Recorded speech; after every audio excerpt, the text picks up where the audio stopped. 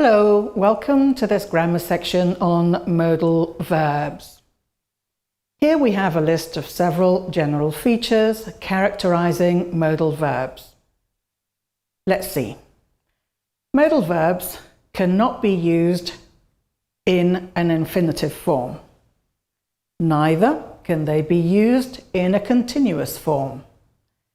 They do not add the third person singular s ending, and they are followed by a bare infinitive, that is, an infinitive without the particle to.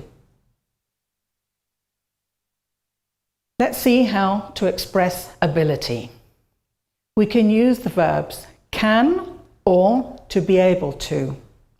Note that the past tense of the verb can is could, and the past tense of the verb to be able to is were able to, they were able to, or was, I was able to, for example. They're used to express ability or the lack of ability. However, cannot be used in an infinitive or a continuous form. Let's see some examples. I'd like to be able to measure my own performance at work. Not being able to do these exercises is very frustrating for me. Not being able, not having the ability to do the exercises. I can play the piano. I cannot read Greek. Let's see how to express certainty or uncertainty. Here we have a list of verbs. We can use the verb must, and in the past we would use must have plus the past participle of the main verb. For example, he must have gone to work. Okay, we're talking about something that has happened in the past. Can't, also in the past, can't have plus the past participle. May, might, could, should, okay, the same, should have plus the past participle of the main verb. Ought to, the past is formed with ought to have plus the past participle, and we also have the verb to be bound to, which means has a future sense to it, okay? For example, he's bound to be at work. I'm pretty sure that he's at work, okay? I have the more or less certainty that he is at work. Right, so when do we use must and can't? These verbs are normally used to express a prohibition, an obligation, or lack of ability. They can also have a meaning related to certainty and deduction. They're commonly used with the verb to be. Let's see some examples.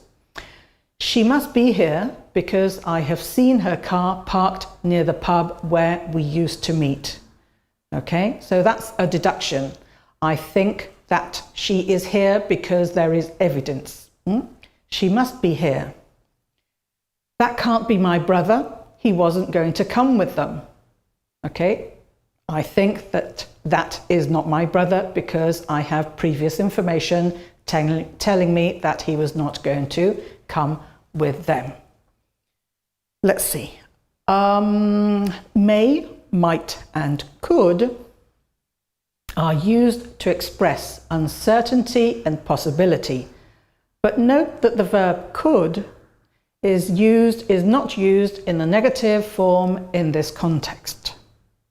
Now have a look at these examples and try to see the degree of probability expressed, which is more or less 50%. Let's see.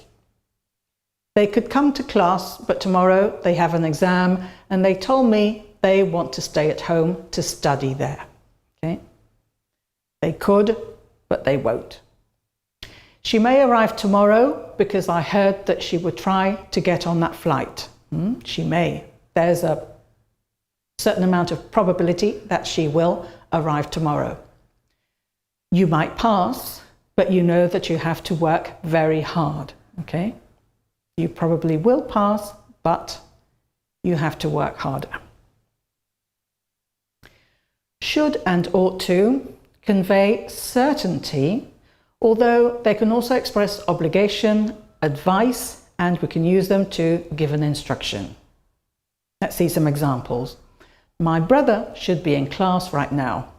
That's what I expect. I expect my brother to be in class right now. So there's a sense of certainty in this sentence. We should try to do something different if we want to win the contest. This is what we have to do if we want to win the contest. Okay, so there's a sense of obligation there. You ought not to drink after those terrible medical results. Now, in this case, it's I recommend you to do this. Okay, so there's a sense of obligation or advice. I advise you to stop drinking, blah, blah, blah. Okay. Bound to. We use bound to when we're sure that something is going to happen in the future. I'm bound to bump into my boss if I go to that restaurant. Okay? I'm certain that that will happen in the future. And we have verbs that we use to express obligation. Must, in the past, had to. Have to, in the past, also had to. Mustn't, the negative contracted form. In the past, that would be didn't have to. Don't have to, okay, the contracted form. The past would be didn't have to. Should and ought to. Had better. Is or are to. And the past was, were, to have, okay? Must and have to. Let's see when we use these.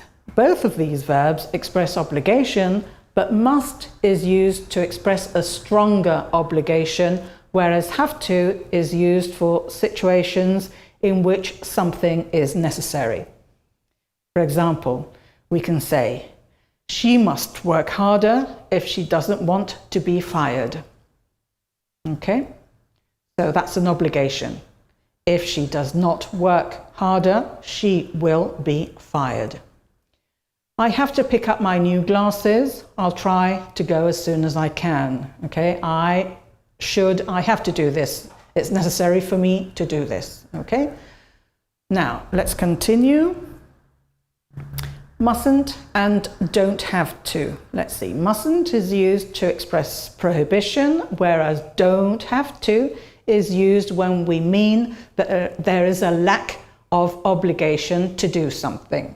For example, to say that something is not necessary. Let's see. She mustn't behave like that if she doesn't want to get fired. Okay, she must not behave like that. I don't have to tell them what happened. They should mind their own business, okay? I don't have to tell them. Had better. Now, the verb had better is used to give advice. For example, I think you'd better leave before it starts raining. My advice to you is that you leave before it starts raining. Okay, so we're giving advice. Is or are to. Now, this is a formal way of giving instructions. For example, you are not to leave the office. I am forbidding you to leave the office. You are not to leave the office. You are to come straight home after the party. Okay, you must come straight home after the party. You are to come straight home after the party. Okay, and that's all for the time being. So thank you very much. Bye-bye.